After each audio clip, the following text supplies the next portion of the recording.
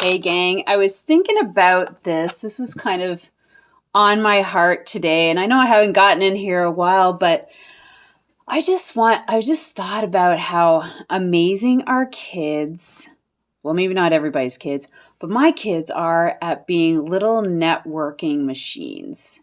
And here's the thing, I'm just like, you know how when we get older, we always say like, we should be networking, and you need to network if you want to build your reputation. If you want to go to a certain school, you need to know the right people and talk to people. And then I was just thinking about my kids and how extraordinary they are about just going up to other kids and getting to know them, because I just watched them work a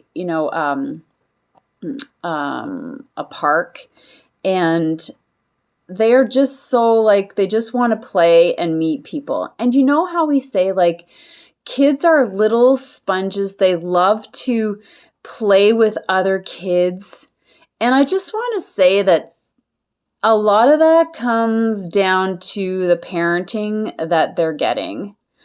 And if you're putting fear into your kids as to, don't play with others and don't do this and don't do that, and you're constantly on them all the time, do you think that they're going to be more open and social when it comes down to when they need it the most?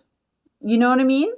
So I was just thinking about my kids, and I was just thinking about other kids, and like I just want to say that this is my opinion, and like you can criticize it, but here's the thing, like I don't really care. You can listen to me, but because I'm not going to change anything that I'm doing, quite frankly. And I love the fact that I think about some of how some parents just put fear into their kids. Do you know what I mean? It's just, and I watch other parents, and they're just like micromanage their kids. It's like, stand over here, do this, do that, don't do this, don't do that. I'm just like, oh my gosh, just let the kid freaking breathe. Stop criticizing him. Like, there's reasons why this kid is all over the place, because you don't give him the moment to like think for himself. Do you know what I mean? And I find that, maybe I'm just a more liberal parent, and I don't tell my kids to do not to do a lot of things. I do allow them to learn, and learn by example and learn by experience to a certain extent, right? So, a lot of people like, well, maybe you don't live in the city, and I don't live in the city. I live in the country. So there's different fears that come with country living that I think come with city living. And I've always lived in the country. I grew up in the country. I am growing up my kids, and I'm raising my kids in the country. So here's the thing. Our property is surrounded 2 sides by water, 2 out of the 4. And I could develop a serious anxiety around it. I could. I have 2 choices. I could get really anxious about it, but shit, I decided to live here, so I better friggin' figure it out. Or I could really educate my kids about the fears and the dangers of water. And also the fact that, if they're going to go close to the water, that one of a parent should be with them at all times. And I won't lie, I have had I've been anxious about it. Like, water is water. Water will kill. They'll drown before they know how to, they could slip and fall and hit their head. Like, anything could happen. But here's the thing, anything could happen to an adult too. But I feel that, we've educated our kids really well around the dangers and to respect water. And, like my son, for instance, loves fishing. So what am I going to do? I'm not going to let him go down there by himself. But I am, he is always supposed to grab a parent if he wants to go down there. So my husband has done a lot of fishing with the kids. But let's go back to the networking. And I was just thinking about that because networking is such an important skill. And if we tell our kids to stop talking to people, especially now with like COVID, like this is just kind of ridiculous, because we're thrusting our kids into this massive bubble, and not to mention a whole lot of adults. Some are using, this is an excuse. I don't have to go out. I don't have to talk to people. But, but I like to continue letting my kids be kids. I refuse to have this fear around this pandemic until I really need to have a fear around it. And I think so here's the thing, of course it's like monitoring, and I said, I don't let my kids talk to strangers. However, it is important to educate your kids on certain, like traits of people, to tread cautiously, obviously don't follow people. They say you got candy or pets or things like that. Scream if some, like different things you're going to educate your kids on. And like my son, I'm telling you, my son was one of those kids who would like take off in the middle of a crowd. You have one of those kids like that? Like, holy fuck. He disappeared at one amusement park, like a fair, and we were freaking out. And fuck, like, of course you think about all the worst things in the world. And, like I always thought my son, like somebody's going to nab him. That kid, somebody's going to take him. And, and I would kill myself over it. But I'm like, so thankfully he survived his toddler years, and he's now 9, knock on wood.